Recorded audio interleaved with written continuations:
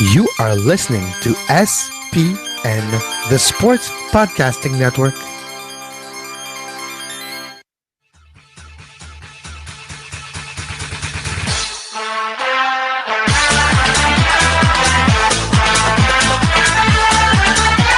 Five Rings Podcast 2016 Rio Summer Olympics edition on the Sports Podcasting Network.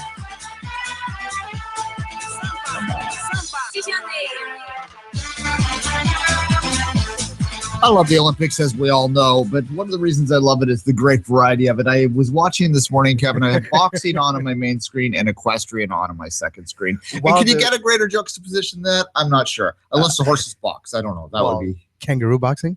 Yeah, Jeez, that would be Australia amazing. would be killing everybody in that competition.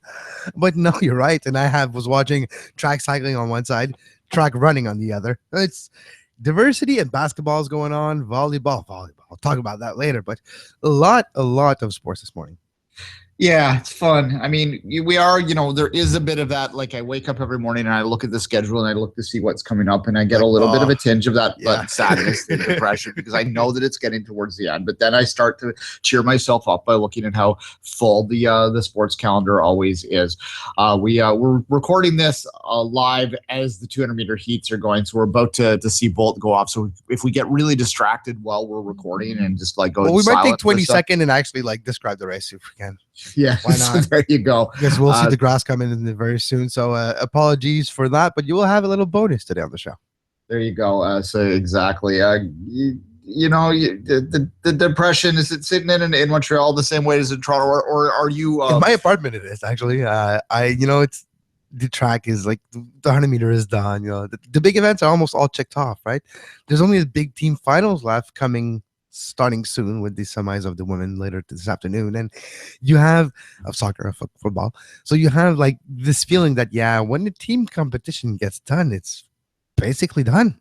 Yeah, but there's still a lot. There's still a lot every day. There's kayak, canoe. They had their stuff go off this morning. Some gold medal races there that were pretty exciting to wake up to. For some reason, I've been enthralled by horse jumping this Olympics. I'm not too sure why, but that happens because you get hooked into a competition that you didn't expect you would. And then once you start watching it, you're like, well, I got to finish watching it now, right? So that's how it works. Yeah, you got to see the end of the story. You got to see the podium. Come on, you got to see the medals. Exactly. All right. Let's take a few minutes to talk. We talked at length with Daniel Squizzato yesterday about the women's soccer semifinals, which start today. Canada actually has a horse in the race, to use the analogy further here, or horse jumping, whatever you want to say. So we'll talk real briefly about it. But we didn't get predictions yesterday, Kevin. So I didn't put you on the spot, but I think I will today. How do you think that the two semifinals are going to play out today on the women's side of the soccer tournament, which is a tournament that, of course, for our soccer stuff, we follow quite closely? We talked about the 1-0 possibility that Canada, they keep it defensively. They get one opportunity, they bury it. They really, if they're opportunistic, they can have a shot in this game. But I have a feeling it's not going to play out that way. And I have a feeling we're going to be surprised like we were by this team earlier this tournament. I will take the same scoreline that Canada-Germany had in the group stage, but in a very different way. There's not going to be a red card. What I mean is Buchanan's not going to get a second yellow. There's not going to be a penalty for Germany. I think it's going to be a way more offensive game with Germany really going after scoring maybe the first goal. But Canada will do what Canada does best. They will work hard. They will have grit, determination, work hard in the corners and get the puck loose, and they will get the equalizer. And I feel that Canada will maybe pull off an upset, not in the penalty, but maybe in extra time. Overtime. Okay, so you're picking Canada to win in stoppage, not stoppage time, and extra time. Extra time, yeah. Or stoppage time would be more exciting, but nonetheless. Look, I'm going to be the killjoy. I'm going to be the wet blanket because that's my role within the Canadian women's fandom. It does seem unlikely that they would beat Germany twice in a week. This is just me basing this on a history of watching them for years after years. So that said, they have been incredibly impressive all tournament. The most impressive, as I've said many times, the most impressive they have ever been in my lifetime of watching them. They do not look like the bubble is going to burst, so that's not what I'm suggesting. I think that they will play well. I think that this will be a close game. I think that Germany's class and their experience at this point in the competition. This is a 2-time World Cup champion we're talking about here, right?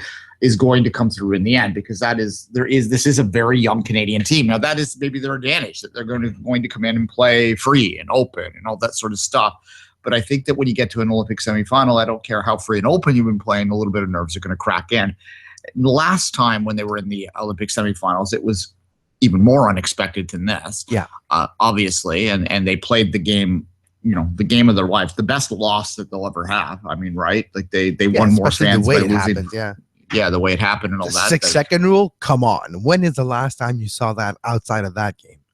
Yeah, I guarantee you that's a prediction I'm comfortable in making, that we're not going to see a 6-second violation call on the goalkeeper holding the ball too long. We're not going to see the direct free kick in the box. Yeah, that probably, and then to a borderline hand to ball call too. That was just a complete. Oh my God, you're going to get me worked up now. A cluster word.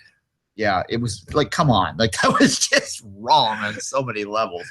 The worst minute in the program's history. Yeah. A good thing there wasn't 5 rings back then. We would have had like a 33-hour podcast of us just screaming about Norwegian referees. But however, the Americans won, and they were the. But that is the frustrating thing with that thing. Canada played they weren't the better team of the day. I think actually Canada was the better team of the day. But as it got longer, as it got deeper into that stoppage time, I keep saying stoppage time, it's extra time. Yeah, deeper into extra time, it really the Americans sort of experience played out, which is what I'm saying at today, is I worry about the experience factor from a Canadian perspective. The other semifinal, you've got the Sweden playing the role of Canada in many ways against Brazil, which I do think has to be the favorite right now. If you look at these final 4, like I said the other day, outside of Canada, the narrative is very much this is going to be the moment for Brazilian female football.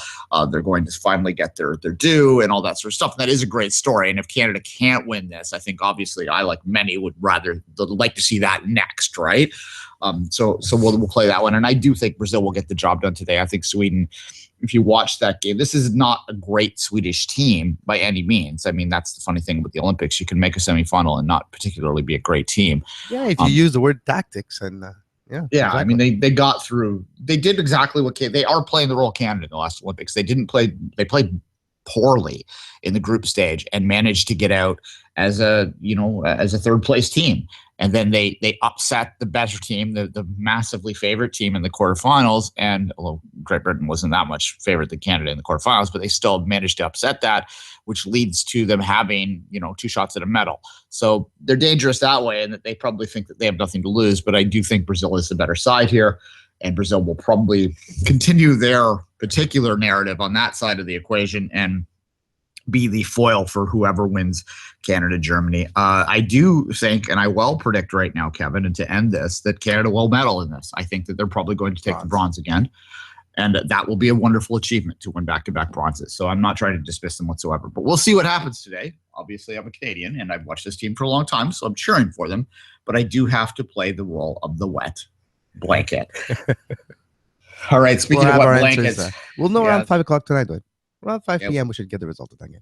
Exactly. Originally, we were going to record this after, but now we're going to go. Now, I'm going to be distracted. Tiffany Foster is riding her horsey for Canada right now, so no, I won't be too distracted. All right, Kevin. That's speaking of wet blankets. Let's move to our medals, and I know what our wood medal is. So, yes. And we both picked the same one. We do this outside of each other. We don't tell each other until we first speak, and then we sort of work it out as we go. At any rate, Kevin, why don't you disclose what our wood medal is? Well, last night there was the pole vault competition, the final, and a lot of miscues happened during that competition. First of all, there was a lot of rain in Rio yesterday during the track events. I remember seeing a 100-meter hurdle race that was literally under like a deluge.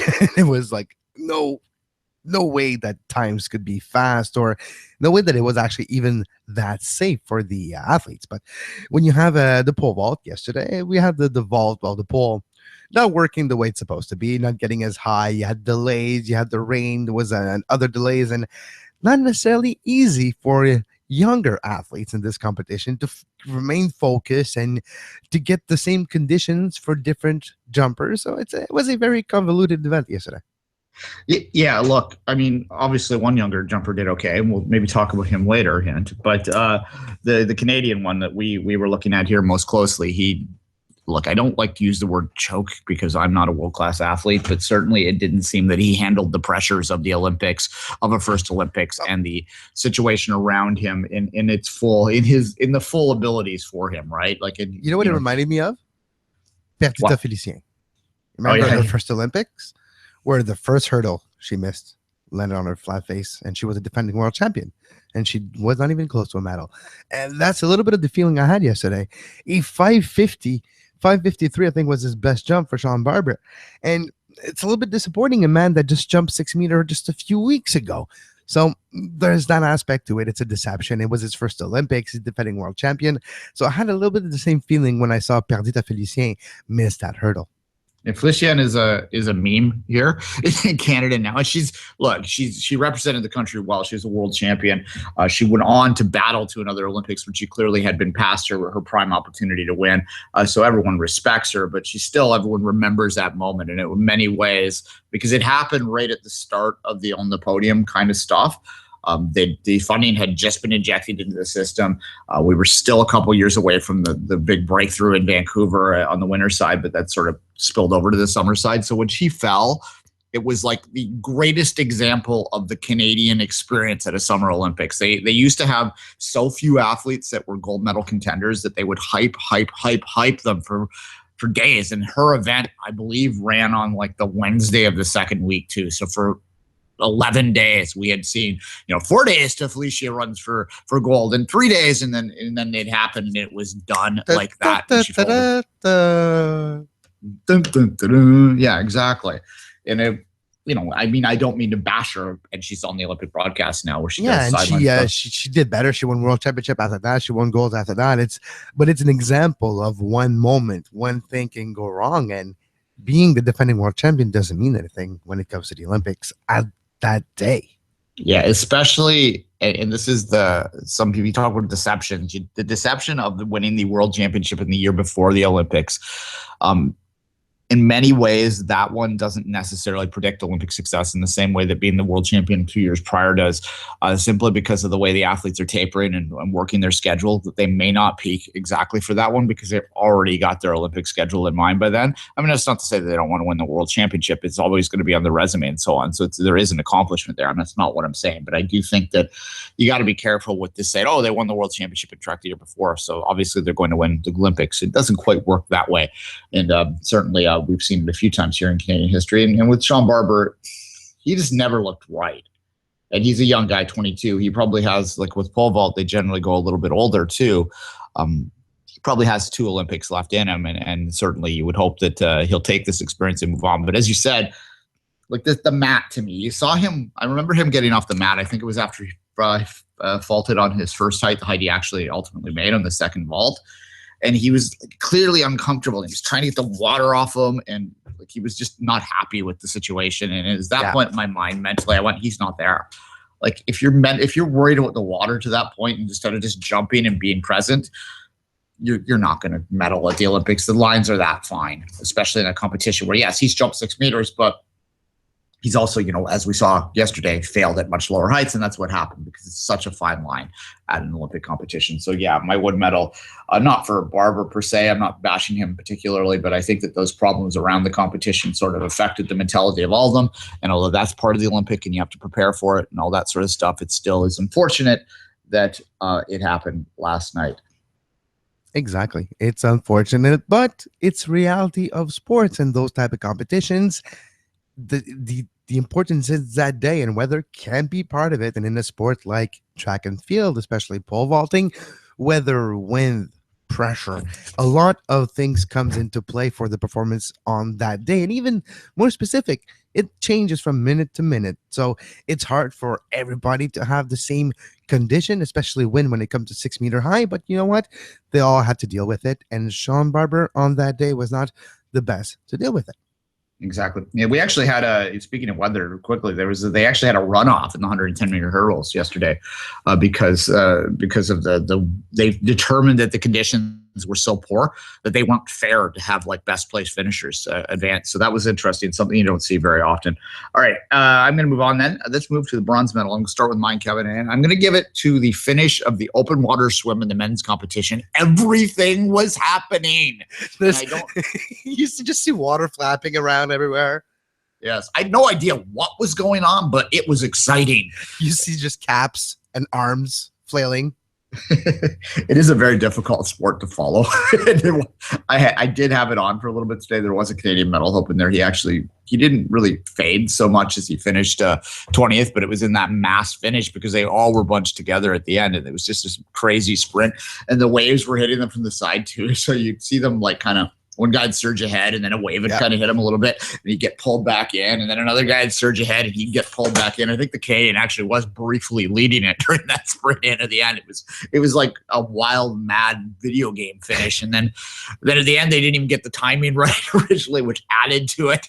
Like because the Greek swimmer slapped the thing clearly second, but it was the Dutch swimmer that won it. But anyway, it was just a fun little finish. I mean, you're going to race for 2 hours in the water, and who decides that that's a good? I'm not a great swimmer, so I don't understand why anyone on earth would want to swim in the ocean for 2 hours. But anyway, interesting aspect of that race. If you tactically, there's tactics in that race, and it's raced very much the same way a cycling race is raced. So you have like a leading pack, a chase pack. You have swimmers trying to bridge the gap. You have a swimmer swimming just not behind the swimmer, but just next to him, to not catch his wave, just to ride his coattails, literally. And when he does this, he has a little easier water than the guy in front of him. So it's fascinating when you look at that type of open swimming race, the tactics and the techniques used to save energy and to be able to give the push when it's the right time. Yeah, they streamline, right? Like if you get into the path, like directly behind it, just like in cycling, you can get a little bit of energy easing, right? So that's called drafting in cycling. I don't know what's the actual term in swimming, but it's the wave. It has to do with the wave. You're trying to escape the big wave that his feet are doing, but between his feet and his example, if you're on to his right or the other swimmer, between the arm and the leg, you have a certain stream that won't have as much wave, and you can swim in there and go as fast as the guy in front of you and not necessarily exerting the same amount of energy. Yeah. I think if you think about how water will hit a body and go around, that there's logic that there will be a place where there's a little, like, that you've opened the water up for them. And if you're in that sweet spot, it would be, we're talking like you and I probably wouldn't feel the difference, but a world-class swimmer would. And over 2 hours, it's maybe about the 15 seconds of energy you can give more than the other can't. So it's marginal gains. But over 2 hours in long distance, marginal gains become part of the equation. Yeah, and speaking of me, like I don't know about you, Kevin, but I would get a lot of streamlining at the bottom of the ocean because that's where I'd be after 5 minutes of swimming. But what I would be doing is give job to the lifeguards at the pool in the ocean, which didn't have works at the beginning of the games. They would have to work with me. I'm not sure water wings are allowed in the open water swimming competition. Flaps are not allowed. You're not allowed to wear the things you wear over your arms, like floaters? Yeah, water wings, yeah. Okay, that's what it is. Okay. Yeah, that's not a French term, maybe, I guess. Yeah, we call them floaters, but yeah, no, that's what it is. It's it's like it helps you keep you up. Yeah, it's what kids wear. Anyway, yeah, no, not much of a swimmer myself, especially in the anything that has an undertow in it, or nope. I don't need to be out there. I can't see the bottom. Well, I'm not swimming. Yeah, good enough for me. So I'm impressed by what they do, is what I'm saying here, and I think they're insane. But nonetheless, I am impressed by it. They should do swimming right across the lake too. That'd be fun. Like make it a straight stream for 10K. You know, in Quebec, Memphremagog and Lac Saint Jean have a very famous race, one of the most famous open water races in the entire world.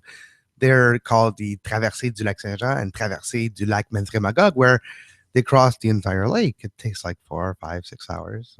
Just crazy like that. Yeah, I mean, it makes sense that they would have famous races. You can't, the Olympic discipline has to have a set distance. Obviously, you can't do that. We're joking, but certainly the whole endurance, like hyper endurance sports, fascinate me just by the mentality around them. And it's nice to see the 10K race in there because it does speak to, and I talked about this with the ultra running before, how there's sort of a type of running, a type of athlete that's ignored in the Olympic running discipline, but swimming, by putting the 10K race in, is sort of giving that athlete, that particular skill set, its platform at the Olympic level. And I think that that's a really valuable thing. It is very difficult to follow on TV, and therein lies the problem for any of those endurance sports, hyper endurance sports, because you can't televise it. Like, you couldn't televise a 24-hour running race. You couldn't. No. You'd be Like a coming in. highlight package of an hour, maybe, but that's about it. Yeah, I mean, I'm sure that stream would. Well, then again, I think there are streams for ultra marathons out there that the ultra marathoners watch. Exactly. So you put a stream out there for 24 hours, and after that, you put on TV a condensed package of an hour or 2 hours of just the great moments of the race, like the overtaking, the guys taking the lead, and the crossing the finish line, and all that. Exactly. Yeah. So again, I'm glad to see swimming has that opportunity in there, and it's a little shorter in the sense that it's 2 hours, but it's still a long time to be swimming, Kevin. All right, let's move on to your bronze medal. My bronze medal is I might be cutting the grass under your feet here. Adam Van Coverden did not qualify for his A final, but it will be in the canoe sprint B final. It was his last Olympic. He's been a mainstay in Canadian contention for medals of every Olympic for the last 4. He's a great ambassador for the sport, for sports in general. And he was even saying, look, people, don't go crazy about the conditions in Rio and the water and all that. Have you been to the Humber River? I have. I've seen a lot worse than we're probably going to see in Rio. So let's not necessarily denigrate what we're going to experience there until we're there. And he was really open about saying, like, a lot of people are complaining about the conditions and Zika and all that. Let's focus about the athlete during the games. And he was advocating about this. And we talked about his tweet before the game and all that. Well, it was not necessarily the best. He had a rough start to his race, worse conditions. It happens. He got waved, made some mistakes, and couldn't catch up. And he was disappointed, but he feels like he couldn't have done better in his career. And the tweet that he mentioned, I think is worth mentioning as well. Not every last chapter of a book is the best one. But the book might be great as a whole, though. Well, exactly. And I think that if you look at the entirety of the team, they have a few older representatives on there that have not done what they did in the past. And older again, we're talking about, we are in an era here in Canadian Olympic sports where I just mentioned it a minute ago. We're talking about the hurdles, where we can still easily remember the on the podium era when it was a much different experience. And those athletes then that stepped out and were contenders for medals and tried to have that sort of mentality that they should be at these games to win, they were a rarity back then, and they sort of deserve a lot of credit. Ryan Cochran's another one. I don't think I mentioned him at the time when he swam what's likely his final swim. These guys deserve a lot of credit because they really, especially for, in those lean years, were the guys driving the sports. That they were the ones keeping the funding coming in, keeping the attention on them. What little funding they were getting, what little outside attention they were getting, were driven by these guys' success. So as we see this generation that's now in their 33, 34, 35 years old, probably at their last Olympics. I mean, they're hardly old people. Let's not get crazy there, but they're certainly, for an athlete, at the end. And it's kind of bittersweet to see them go out when they're not quite at their level. But at the same time, you've got to respect the fact that they love their sport and they're competing so much that, Vancouverton, when he's this morning finishing 7th place, or 9th place, I guess it would have been, whatever, winning the B final and having enough pride to do that. I think you've got to tip your hat to that and respect that, Kevin. Yep, exactly. So Adam Van Coverden, my bronze medal. All right, my silver medal is going to go to the Brazilian men's court volleyball team. Now, they have not had a good tournament by their standards. They went into this game, volleyball's massive in Brazil, right? Yeah. Yeah, so they went in with similar pressures to what like a Canadian ice hockey team would have felt like in Vancouver, or there's your bingo card. But at any rate, like that's kind of the pressure they would have felt, to put that in comparison to other people. So they have struggled, and they were facing France in a win or die competition, or win or die game, the final game of the entire group stage last night. No one thought that they were going to get there for, no one thought they'd be battling for 4th place, but here they were. And despite that, they managed to overcome that pressure, because it would have been very easy to fold, and they remain in the competition. And I think if they're in that competition, if they're in the quarterfinals, they're in with a chance. And unfortunately for Argentina, which is another brilliant volleyball team, but not quite as good as Brazil typically, who won Group B, and it was an imbalanced group. Group A is incredibly. It was the group of death in all the ways that always means, and then Group B was kind of a little easier, although the Polish team is very good as well. However, Argentina, for its reward for winning the group, is their arch rival Argentina or arch rival Brazil in the quarterfinals, which will be a hell of a game. But it's a game that most people anticipated seeing as the gold medal final, not necessarily the quarterfinal. But that's how these things work out sometimes. And nonetheless, I wanted to give my hat tip to Brazil, and this will allow me to also mention that Canada's performance in this, where they upset Italy. Wait a second. Okay, all right. Well, why don't you go, Kevin? My silver medal, the Canada volleyball team qualified for the quarterfinal the first time in 20 years. They made it to the Olympics, and they needed to beat Italy yesterday to qualify. They needed to win, and they needed Brazil or another. They had like 2 or 3 teams that could lose and make it easier for Canada, but it needed to beat Italy to make it easier. And guess what? They beat Italy. Italy was winning the group, and Canada won the first 2 sets, won the third. Done. We're going through an upset. This volleyball team was not expected to do anything on those games. They came in and beat a very good United States, and it was tournament on from that point. Yeah, but Canada, they have the World Group, which is their annual competition that they have every year. Canada was in the B group this year. They won the B group, so they've been promoted to the A group for the 2017 competition, but that's kind of where they were. So that's kind of a weird situation to come into an Olympics. You're not really expected to be competing for a medal, but at the same time, you're coming off a high because you were beating the competition around you. So that's kind of where Canada was. I would have, had you asked me before the games, I would have looked at that group, but I would have thought they'd finish 5th of the 6. Mexico, they were better than, but the other 5 above them, I thought were clear. And they started it off with the win against the Americans to start the whole tournament, which got everyone hopeful. They obviously beat the Mexicans. They didn't obviously beat the Mexicans, but they did beat the Mexicans, get their second one after a couple of losses in a row. When they lost the game to France, that's when most of us thought that it was done, but they had enough wherewithal to battle back and win 2 straight, including against the much heavily favored Italians. And now they find themselves playing the Russians in second play, 1 second in the group. And they're going to play the Russians in the crossover game, which the Russians are not. They can beat them. Like, yeah, if you look at what the performance they did put, the games they did play in the group stage, beating Russia is not out of the question in volleyball, man.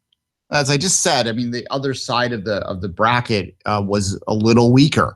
So now that they've gotten through this, and by finishing second too, they avoid playing the top team. They avoid having to go through Italy again, although they would be on the back half of the bracket, so they'd have to play on that Argentina-Brazil side of things for a semifinal. But nonetheless, the point I'm making here is that they're in with a chance still, and that's something that I think that that's all you can hope for. And it's, again, to go back to the women's soccer analogy, as we've done a couple times now, that's really where they were 4 years ago, and they were in with a chance, and they took that chance and got the bronze medal. So we'll see, and we'll watch that with interest. And it's been a tough game for the tough games for the Canadian men, as we've said many times. So this is a nice story on that side of the gender divide. So we'll watch it from that angle as well. And it was exciting as hell to watch from a Canadian perspective last night. I had that on, was watching 2 or 3 things at once, but that one was drawn most of my attention down the stretch, especially after they lost the third set. And it was like, oh no, here we go.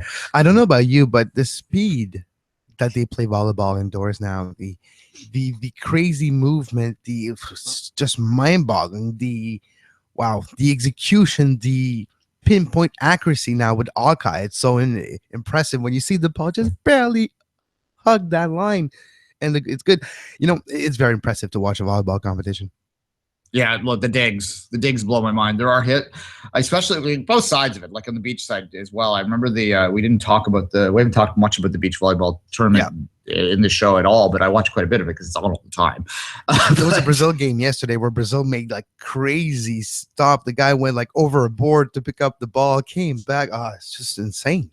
Yeah, well, I was thinking of the Canadian women that lost in the quarterfinals. It was to Canada. That was round 16. The quarterfinals where the Canadian team went on. They lost to the Germans, which are the European champions, and it was clear in that just how good defensively the Germans were. There were hits that Canada was making that 95% of the world would not get, but these Germans were pulling it up, and that is the difference at that level, right? The ability to defend big hits. And you see that especially in the court game where they do insane things. Like they jump with their hand out and it hits like the back of their hand and keeps it in play, with the hands on the ground and it's hitting the top of the hand. So it's a legal hit. It's nuts. It's nuts. It's crazy. And like no regard for safety. They just jump on that court like there's no tomorrow, and very impressive.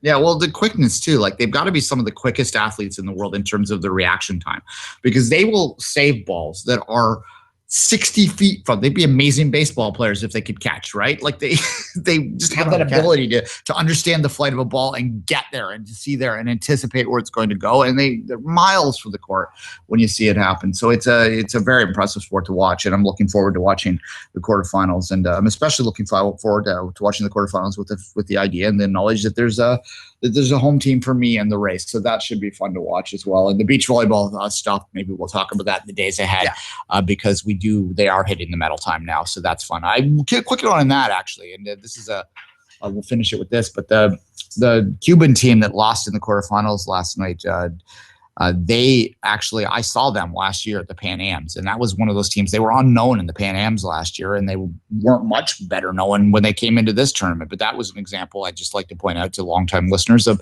exactly what we had in our own backyard here in Toronto last year. So, Penny Alexak. yeah, at any rate. Yeah, no, exactly. I have to agree with you. All right, it's gold medal time, Duane. Your goal for day 11. Day 11. There's only 5 left. Braz de Silva. We got a tie. We have a tie. Yeah, look, that was a classic Olympic competition last night. Jumped 10 centimeters over his previous personal record.